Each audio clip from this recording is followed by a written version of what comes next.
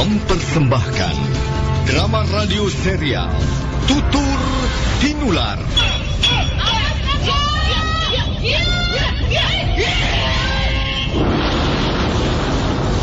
Sebuah kisah yang bertutur tentang semangat kesatria, kesetiaan, nafsu angkara, politik dan kisah asmara. Sebuah karya Estijab dengan latar belakang runtuhnya kerajaan Singasari dan berdirinya kerajaan Majapahit. Tutur Tinular.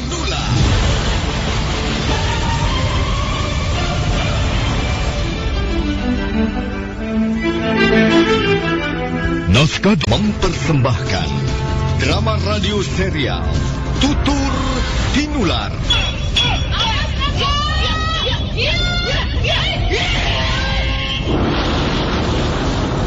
Sebuah kisah yang bertutur tentang semangat kesatria, kesetiaan, nafsu angkara, politik dan kisah asmara. Sebuah karya Estijab dengan latar belakang runtuhnya kerajaan Singasari dan berdirinya kerajaan Majapahit. Tutur Tinular.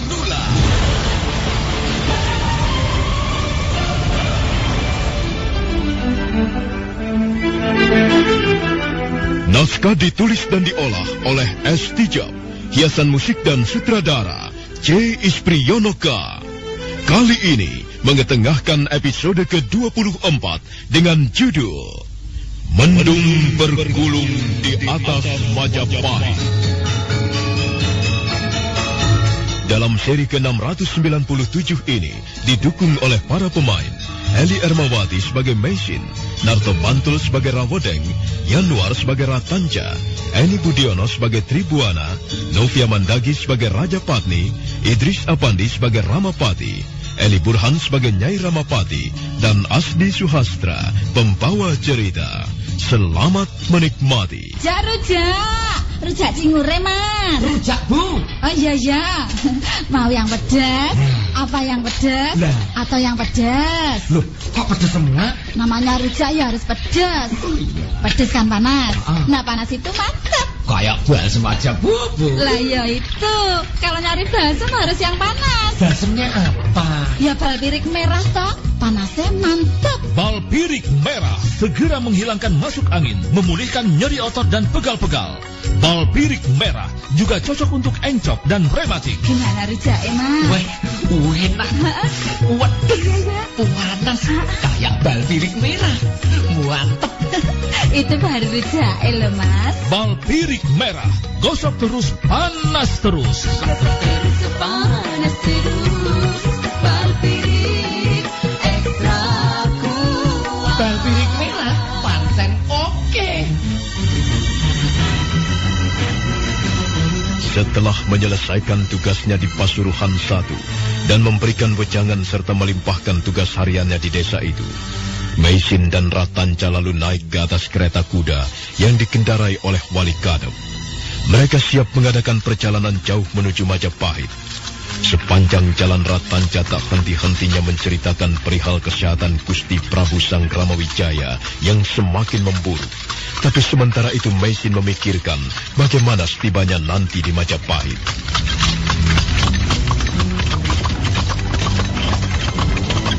Tak ada lain yang memenuhi pikiran Meisin kecuali Arya Kamandanu, bekas suaminya. Di Majapahit nanti, dia tak ingin ketemu dengan Kamandanu. Tapi mungkinkah? Mau tidak mau, pasti Kamandanu akan menemuinya.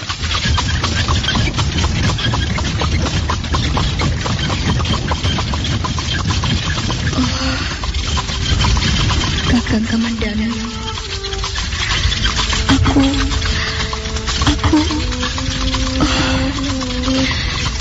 aku masih mencintaimu, Kakang. Sampai kapanpun, aku masih tetap mencintaimu. Tetapi kita tidak mungkin bersatu, Kakang. Kau sudah berkeluarga. Sakowuni istrimu tentu bangga mempunyai suami seperti kau. Bangga dan bahagia. Oh, tidak. Aku tidak boleh mempunyai pikiran dan perasaan semacam ini. Tidak boleh. Aku adalah Nyai Paricara, bukan Meisin. karena Mesin sudah terkubur bersama masa laluku yang suram.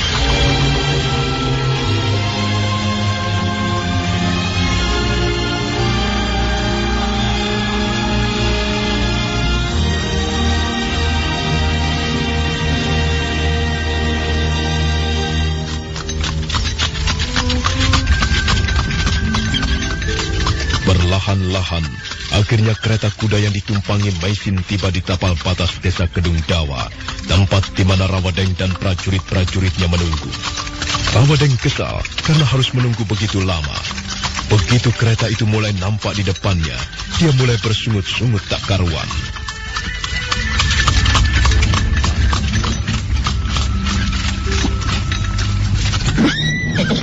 Wah, kalian kemana saja, ha? Aku dipaksa menunggu di batas desa ini dengan begitu lama. Coba, seandainya kau tidak macam-macam, pasti sekarang ini kita sudah sampai di Majapahit. Paman, Nyai Paricara bukan cuma milik kita, tapi milik semua orang. Dia harus mengurus dulu segala sesuatunya, agar kepergiannya ke Majapahit tidak mengganggu kepentingan orang banyak. Ini tugas pemerintah, bukan kehendak perorangan atau pribadi. Jadi kalau dia masih suka macam-macam, itu artinya dia tidak mau mengabdi sama pemerintah. Dan jika tidak mau mengabdi itu, sama artinya bahwa dia adalah pemberontak. Paman, mengapa begitu mudah menuduh orang sebagai pemberontak? Nyai Paricara bukan pemberontak. Nyai Paricara adalah tabib yang sudah dikenal di mana-mana. Dia sangat dibutuhkan oleh siapapun, dimanapun dia berada. Ratanca, apa kau tidak sadar kalau ini adalah tugas dari Gusti Ramapati, ha? Justru paman yang tidak sadar kalau ini adalah tanggung jawab saya. Gusti Ramapati hanya menugaskan paman untuk mengawal saya, bukan untuk ikut campur urusan Nyai Paricara. Saya yang ditugaskan mencari dan menemukannya untuk kemudian membawanya ke Majapahit. Paman jangan mengerukan suasana dan menghambat tugas yang diberikan Gusti Ramapati. Baiklah, kalau begitu saya pulang saja. Saya batalkan perjalanan saya ke Majapahit. Apa katamu? Coba ulangi lagi. Saya paling tidak suka dipaksa. Sebab itu, lebih baik saya batalkan ke Majapahit.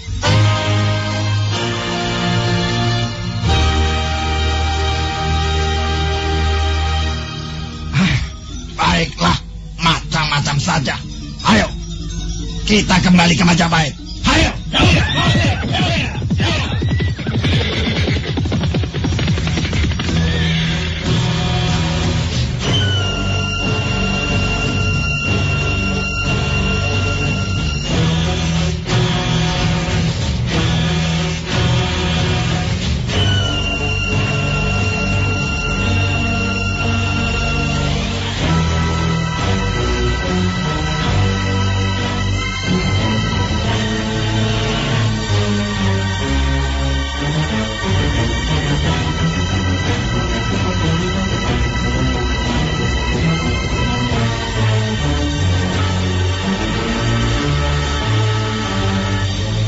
Kita tinggalkan Rawadeng berikut 40 prajuritnya dan Ratanca serta Mesin yang sedang dalam perjalanannya ke Majapahit.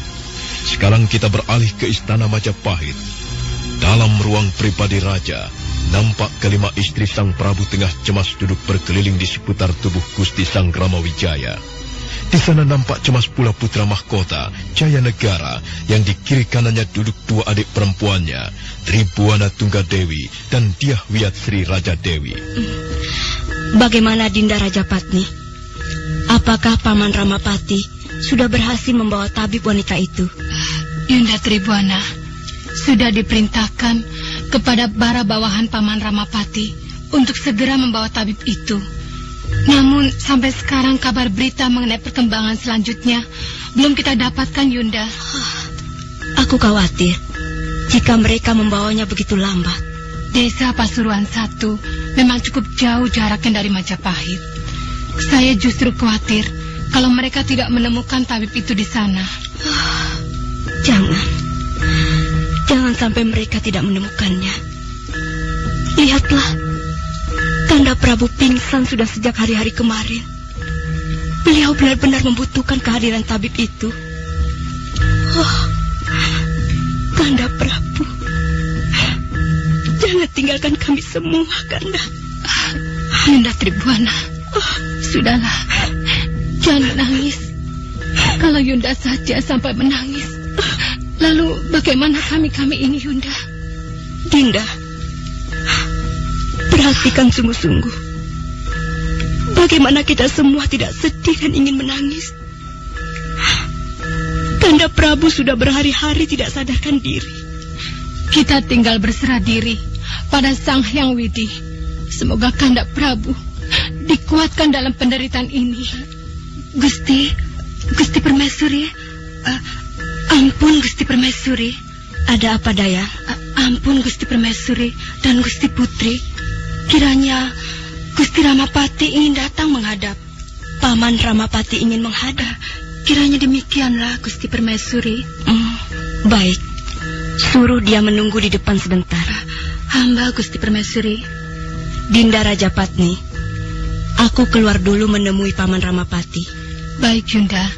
Biarlah kami berempat yang menunggui Kanda Prabu di sini. Permaisuri Tribhuwana lalu melangkah keluar ruangan pribadi raja. Hatinya bertanya-tanya tentang hasil apa yang akan disampaikan oleh Ramapati. Setibanya diserambi depan ruang pribadi raja, nampak Ramapati telah menanti. Ampun Gusti Permaisuri. Bagaimana, Paman? Apakah tabib itu sudah ditemukan? Ampun Gusti Permaisuri.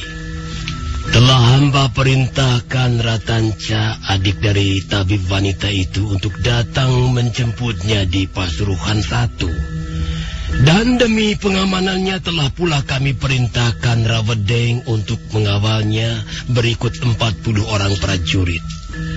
Tapi kiranya desa Pasuruhan 1 cukup jauh letaknya dari Majapahit ini. Ampun Gusti Permaisuri. Yang kuinginkan adalah berita mengenai tabib itu, Paman. Justru itu Gusti Permaisuri. Perintah itu telah hamba turunkan beberapa hari yang lalu. Bahkan telah hamba tegaskan bahwa tugas ini sifatnya kilat dan rahasia. Maksud hamba agar dengan demikian mereka melaksanakannya secara cepat dan diam-diam.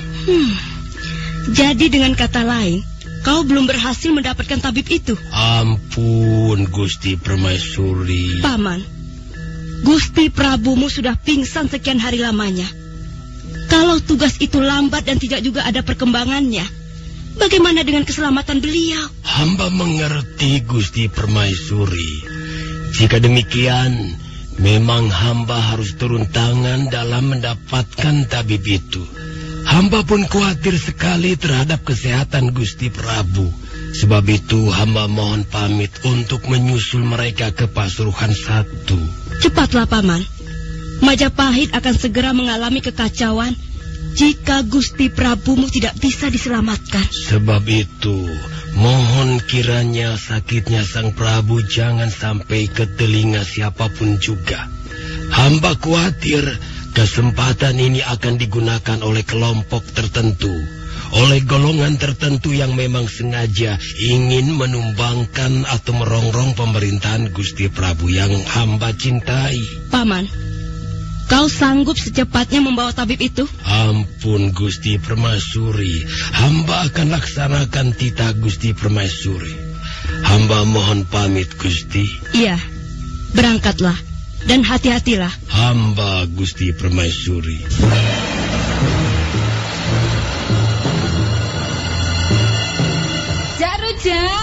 Rujak cingure, Mas. Rujak, Bu. Oh iya. Mau yang pedas? Apa yang pedas? Atau yang pedas? Loh, kok pedas semua? Namanya rujak ya harus pedas. Pedas kan panas.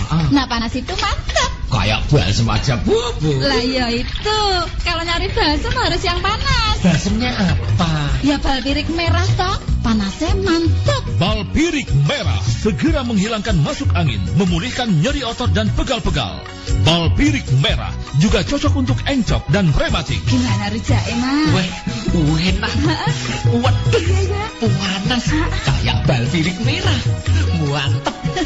Itu baru rujaknya loh, Mas. Balpirik merah, gosok terus, panas terus. Panas terus, balpirik ekstra kuat. Balpirik merah pancen oke.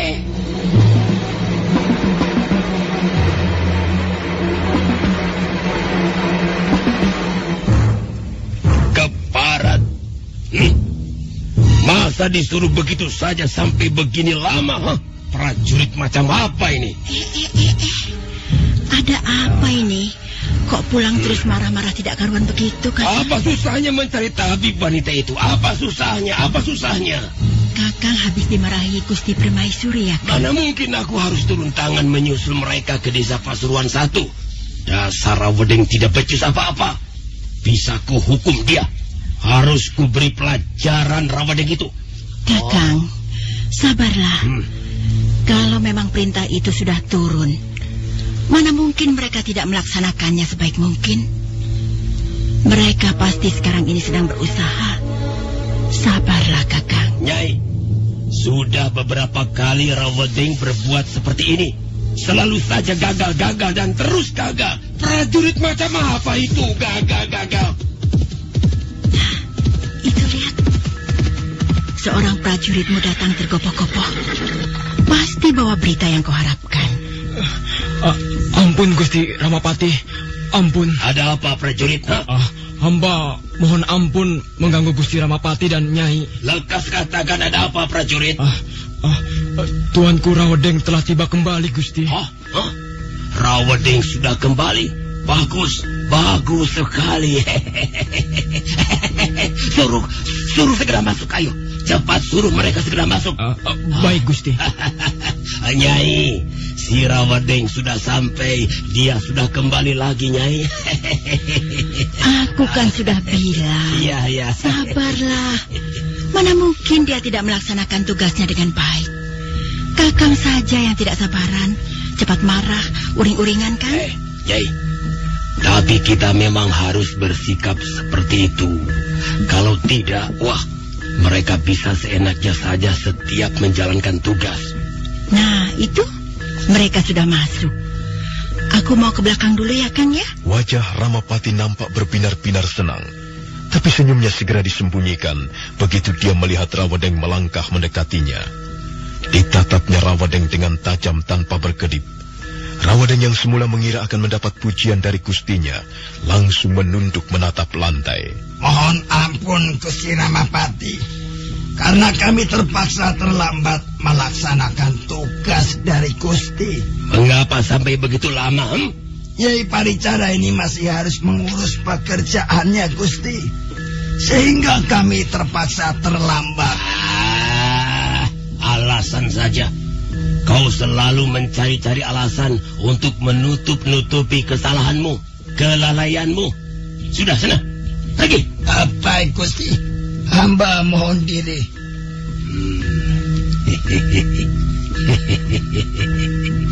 Bagaimana, Nyai Paricara? Rasanya sudah lama sekali kita tidak bertemu.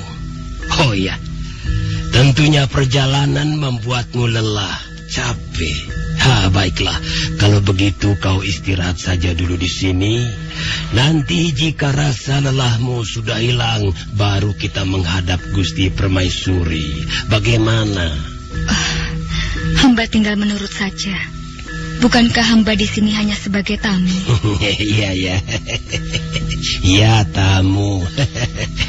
Tetapi tamu kehormatan. Tamu istimewa. Jadi jangan sungkan atau riku jika kami memperlakukan kau secara hormat dan istimewa. Ratanca, kau boleh istirahat lebih dulu. Aku masih perlu berbincang-bincang dengan Nyai Paricara. Baik, Gusti Ramapati. Hamba mohon pamit. Ya. Pergilah istirahat. Aku ingin bertanya. Apakah menurut pendapatmu penyakitnya Gusti Prabu masih bisa disembuhkan? Untuk mengetahuinya, saya perlu melihat keadaan Gusti Prabu. Karena mustahil saya dapat menentukan jika keadaan Gusti Prabu belum saya periksa. Beliau sudah sering sakit-sakitan. Bahkan belakangan ini beliau mudah sekali jatuh pingsan. Nah, kalau menurut pendapatku, kesehatan Gusti Prabu sudah sangat sulit sekali tertolong. Saya memang tidak bisa menjanjikan Gusti Ramapati, karena semuanya tergantung kehendak Yang Maha Kuasa. Ya, aku sangat prihatin sekali dengan kesehatan beliau. Kalau saja sudah tidak mungkin lagi untuk disembuhkan, aku khawatir beliau tidak bisa memerintah Majapahit dengan sempurna. Sebaiknya saya segera ke sana sebelum terlambat. Oh, jangan. Tidak usah. Nyai harus istirahat dulu. Nanti sore baru aku antar ke istana Sang Prabu. Saya masih sanggup kalau hanya memeriksa dulu. Tidak perlu terburu-buru. Nyai istirahat saja dulu. Segala sesuatu yang sifatnya terburu-buru tentu tidak baik. Nyai Paricara perlu melemaskan otot-otot yang kaku selama perjalanan yang jauh.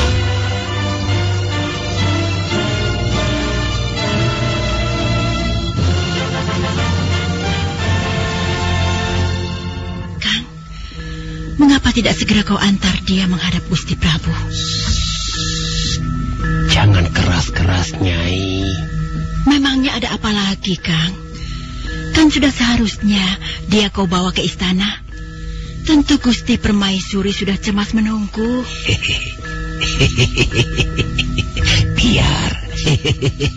Biar sajalah. Biarkan saja mereka menunggu-nunggu. Kakang ini bagaimana? Kalau penyakit Gusti Prabu semakin parah dan tidak dapat ditolong bagaimana? Nah, justru itu yang kuharapkan. Menurut perhitunganku, Gusti Prabu memang sudah tak mungkin lagi disembuhkan. Tapi aku masih ingin tahu kepastiannya. Tadi waktu kutanyakan kepastiannya pada Nyai Paricara, dia hanya menjawab segalanya diserahkan pada Sang Hyang Widi. Sebab itu kusuruh saja dia beristirahat dulu di sini. Kau sengaja mengulur-ulur waktu supaya Gusti... Nana, itulah Nyai. Gusti Prabu memang sudah parah. Tinggal menunggu waktu saja.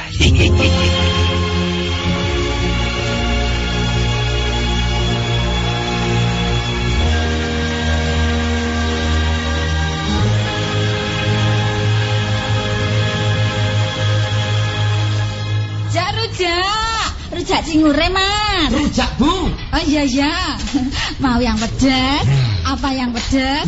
Atau yang pedas? Loh, kok pedas semua? Namanya rujak ya harus pedas. Pedas kan panas. Nah, panas itu mantap. Kayak balsem aja, Bu. Lah ya itu. Kalau nyari balsem harus yang panas. Balsemnya apa? Ya bal pirik merah toh. Panasnya mantap. Bal pirik merah segera menghilangkan masuk angin, memulihkan nyeri otot dan pegal-pegal. Bal pirik merah juga cocok untuk encok dan rematik. Gimana rujak, Mas? Wah, enak. Waduh, panas. Kayak bal pirik merah. Mantep. Itu baru rujak, loh, Mas. Bal pirik merah, gosok terus, panas terus. Panas terus. Bal pirik ekstra kuat. Bal pirik merah, pancen oke. Kang, mengapa tidak segera kau bawa Nyai Paricara ke istana? Bukankah Gusti Prabu cukup parah penyakitnya, kan? Jangan keras-keras, Nyai. Aku masih ingin tahu apakah penyakit Gusti Prabu masih dapat disembuhkan atau tidak. Sebab menurut keyakinanku, sakit beliau tidak mungkin disembuhkan lagi. Nah, apalagi dalam keadaan seperti itu. Kenapa tidak segera kau bawa dia menghadap Gusti Prabu? Nyai Paricara istirahat sebentar di sini, Nyai. Nanti sore baru aku akan membawanya ke istana Sang Prabu. Kenapa harus menunggu nanti sore, Kang? Bukankah keluarga Sang Prabu sudah sangat menantikan tabib itu, Kang? Kau tahu apa, Nyai? Ini urusanku, persoalanku. Kalau nanti sore aku membawanya ke istana, maka akan jelas ku ketahui apakah Gusti Prabu dapat disembuhkan atau tidak. Kalau beliau tidak dapat disembuhkan, itu berarti memang sudah waktunya. Aku tidak setuju dengan caramu berpikir. Alah, sudahlah. Ini urusan ini. Perempuan tahu apa? Kau sengaja mengulur-ulur waktu agar Gusti Prabu tidak tertolong lagi, iya kan? Kau tahu apa?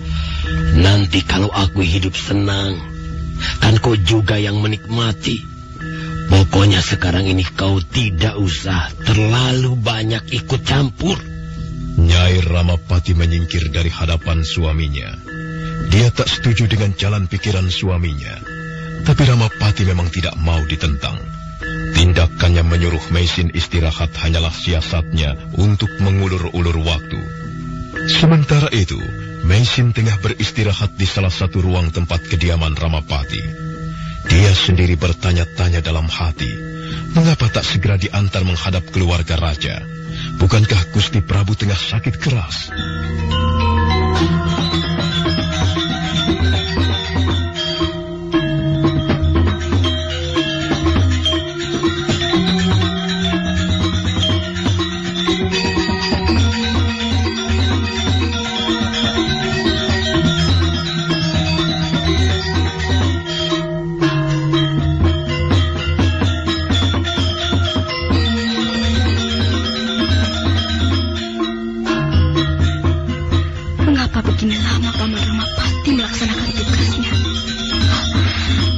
Nyai Paricara tak ditemukan.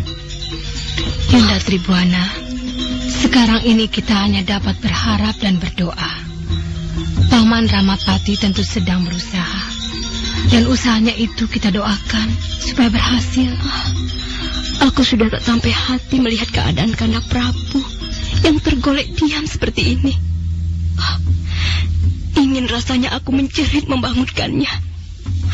Aku sudah tak tahan lagi, Dinda Rajapasni. Saya pun demikian, Yunda. Tapi apa yang bisa kita berbuat? Kecuali pasrah atas kehendak Dewata.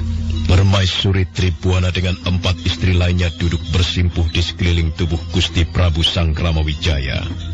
Suasana sedih dan prihatin nampak pada wajah mereka. Demikian pula dengan putra mahkota, Jaya Negara, dan 2 adik perempuan lainnya, Putri Tribuana Tunggadewi dan Dyah Wiyat Sri Raja Dewi. Wajah-wajah murung penuh duka nampak jelas pada air muka mereka. Sore itu seperti tak mempunyai warna lain kecuali warna kedukaan yang menghimpit keluarga raja. Tak lama kemudian, seorang dayang masuk memberitahukan kedatangan Ramapati.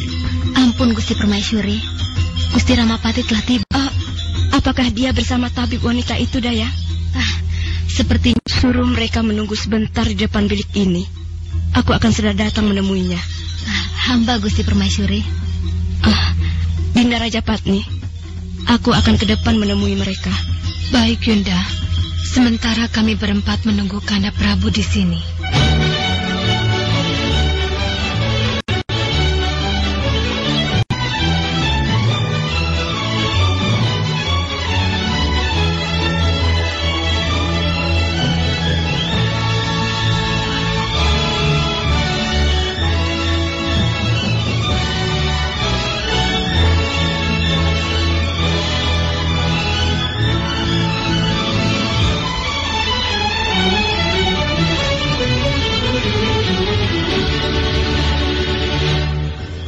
Paman, mengapa begini lambat kedatanganmu? Aduh, Gusti Permaisuri, hamba mohon ampun. Kiranya perjalanan Asuruhan Satu tidaklah sebentar. Jarak itu ternyata memang cukup jauh, Gusti Permaisuri. Telah hamba usahakan secepatnya, tapi jarak itu ternyata memang jauh, Gusti Permaisuri. Jadi tidak ada cara lain kecuali menerima kenyataan bahwa waktu yang dibutuhkan memakan waktu lama. Ampun, Gusti Permaisuri. Sehari semalam kami tak dapat tenang, Paman. Kami gelisah. Betapa tidak? Gusti Prabu kan harus cepat ditolong, Paman. Nyai Paricara, kuharap kau bisa mengatasinya. Hamba tidak berjanji, tapi hamba akan berusaha. Apapun usahamu, aku tetap berharap. Semoga usaha itu membawa hasil yang baik. Terima kasih, Gusti Permaisuri. Paman Ramapati. Hamba Gusti Permaisuri. Paman tunggu di sini. Biarlah Nyai Paricara masuk untuk memeriksa keadaan Gusti Prabu. Baik, Gusti Permaisuri. Nyai Paricara, ayo, masuklah bersamaku. Baik, Gusti Permaisuri. Permaisuri Tribuana lalu mengajak Maisin memasuki ruang pribadi raja. Sang Ramapati menunggu di depan ruang sambil berjaga-jaga kalau ada keadaan gawat darurat yang mesti ditanganinya.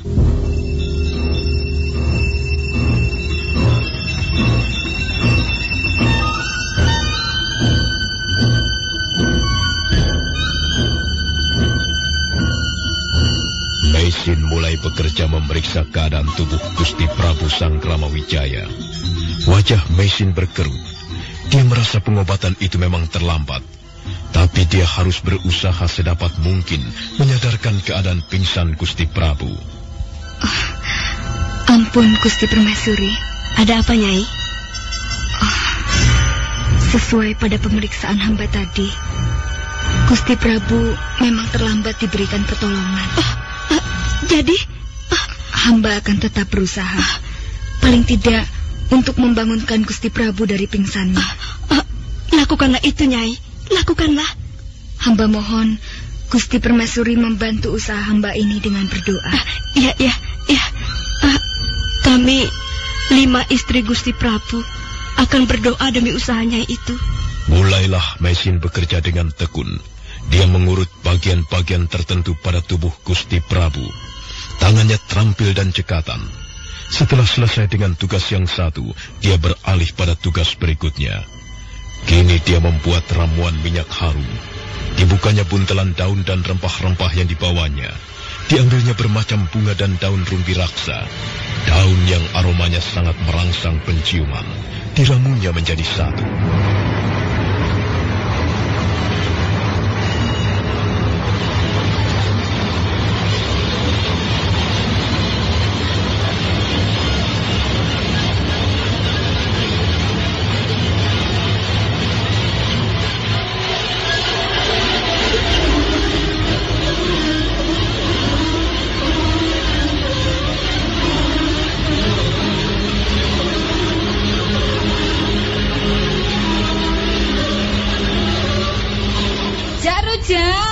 Rujak cingure, Mas. Rujak, Bu. Oh iya. Mau yang pedas? Apa yang pedas? Atau yang pedas? Loh, kok pedas semua? Namanya rujak ya harus pedas. Pedas kan panas. Nah, panas itu mantap. Kayak balsem aja, Bu. Lah ya itu. Kalau nyari balsem harus yang panas. Balsemnya apa? Ya bal pirik merah toh. Panasnya mantap. Bal pirik merah segera menghilangkan masuk angin, memulihkan nyeri otot dan pegal-pegal. Bal pirik merah juga cocok untuk encok dan rematik. Gimana rujaknya, Mas? Wah, enak. Iya. Panas. Kayak bal pirik merah. Mantep. Itu baru rujaknya loh, Mas. Bal pirik merah, gosok terus, panas terus. Panas terus.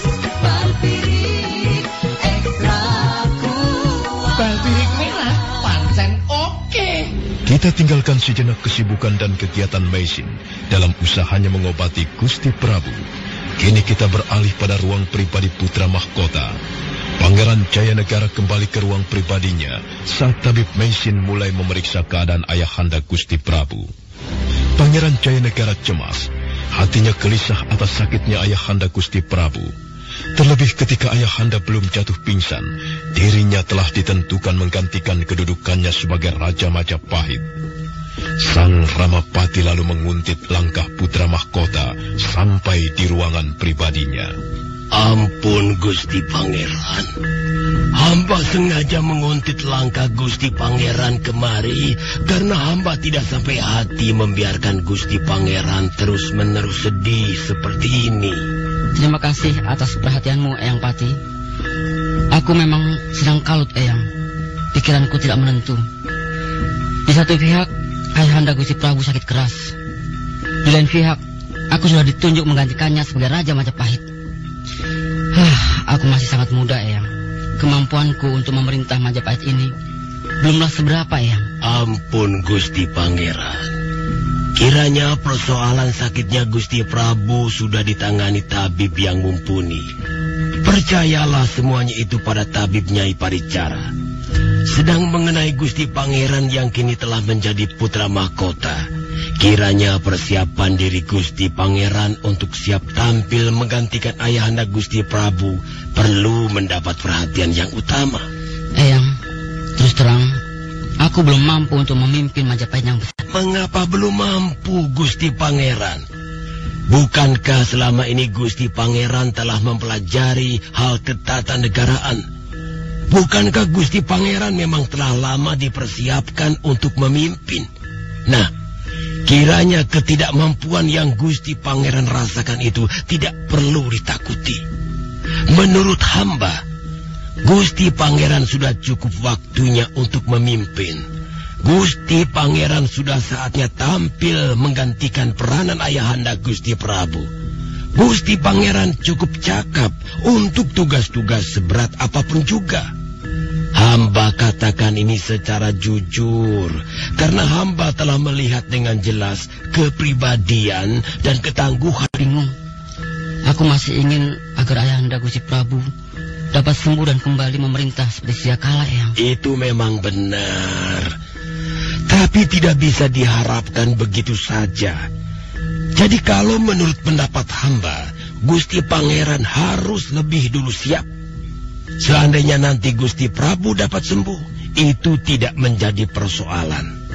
Akan tetapi, seandainya sakitnya tidak dapat disembuhkan, apakah Gusti Pangeran akan diam saja? Lalu siapa yang akan memimpin? Apakah hamba yang harus tampil?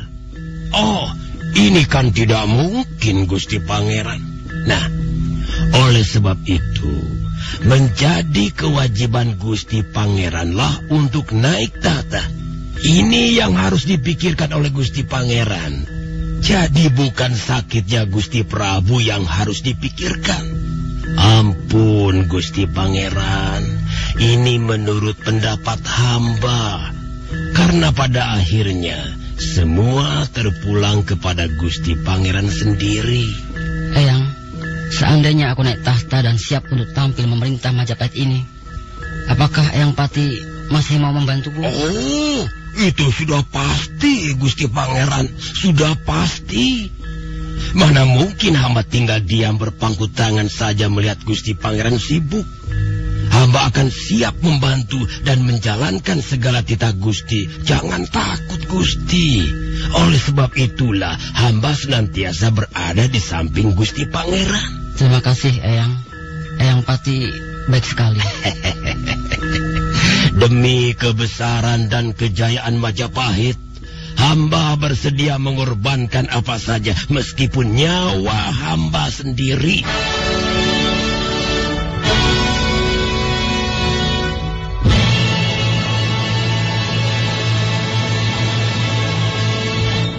Kita kembali ke ruangan pribadi raja. Nampak Maisin telah berhasil membuat Prabu Sangkramawijaya siuman dari pingsannya. Betapa gembira dan terharunya Permaisuri Tribuana berikut 4 istri lainnya. Wajah mereka cerah seperti menyimpan harapan baru lagi. Kanda Prabu. Syukurlah. Syukur Kanda Prabu dapat ditolong oleh Nyai Paricara. Nyai Paricara. Hamba Gusti Prabu. Terima kasih atas bantuanmu. Kau selalu menolongku. Sudah menjadi kewajiban hamba untuk menolong siapa saja yang membutuhkan pertolongan, Gusti Prabu. Budimu luhur sekali. Semoga para dewa selalu memberkatimu. Terima kasih, Gusti. Di mana istri-istriku? Di mana? Saya di sini, Kanda Prabu. Ya, lihat. Dan putra mahkota Jayanegara. Di mana mereka? Tribuana Tunggadewi dan Dyahwiyat Sri Raja Dewi ada di sini. Jayanegara tadi kembali ke ruangannya. Aku ingin semuanya berkumpul di sini. Nanti biar hamba panggilkan Jayanegara, Kanda Prabu. Aku juga ingin semua kerabat istana ikut berkumpul. Kanda Prabu. Kanda. Jangan menangis, permaisuriku. Hapuslah air mata itu. Coba kumpulkanlah semua kerabat istana di sini. Aku ingin kumpul bersama mereka. Panggil Adipati Wangkar, Adipati Kahuripan, Adipati Singasari, Adipati Daha. Baik, Kanda. Segera saya utus pengawal untuk memanggil semua kerabat istana. Iya. Yunda Rajapatni, coba panggil putra mahkota. Baik, Yunda.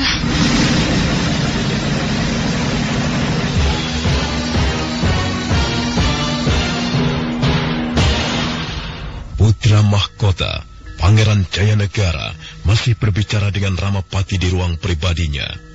Banyak sudah yang mereka singgung dalam pembicaraan itu. Dari hal tata pemerintahan, sikap dan tindakan sebagai seorang raja, sampai wewenang penuh sebagai seorang raja. Sang Ramapati berusaha mengambil hati putra mahkota. Jadi hendaknya Gusti Pangeran tidak perlu lagi sungkan atau ragu-ragu dalam memerintah nanti. Karena wewenang penuh ada pada kekuasaan seorang raja. Eyang Pati, tindakan seorang raja apakah selalu dibenarkan? Mengapa tidak? Gusti Pangeran kan seorang raja. Wewenang dan kekuasaan ada pada tangan Gusti. Andai pun misalnya aku mengingini seorang wanita cantik, istri orang lain, Itu soal gampang, sipil. Malah seharusnya suami wanita itu bangga karena istrinya berkenan diambil oleh rajanya. Eyang Pati, kalau misalnya suami itu tidak memberikan, Gusti tinggal memerintahkan pada hamba apa yang harus hamba kerjakan. Membunuhnya, memenjarakannya, atau...